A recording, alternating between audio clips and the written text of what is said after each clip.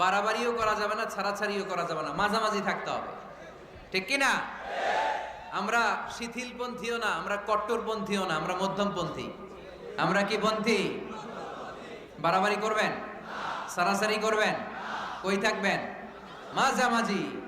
ওয়াকাযালিকা জাআলনাকুম উম্মাতাও ওয়াসাতান লিতাকুনু শুহাদাআ আলান নাস ওয়া ইয়াকুনার রাসূলু আলাইকুম শাহীদা।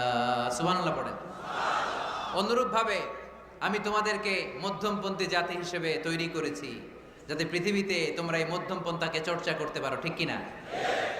কাউরে আমরা গালিগালাজ করব না, আমরা ইসলামের সৌন্দর্যকে তুলে ধরব, যারা বুঝার তারা ঠিকই বুঝে নেবে, ঠিক কিনা? কারো পিছনে আমরা লাগতে চাই না, আমরা হকের বাণীকে প্রচার করব। আমাদের এই বাণীকে কর্ণকুহরে পৌঁছিয়ে দেওয়ার দায়িত্ব নিয়েছে কে?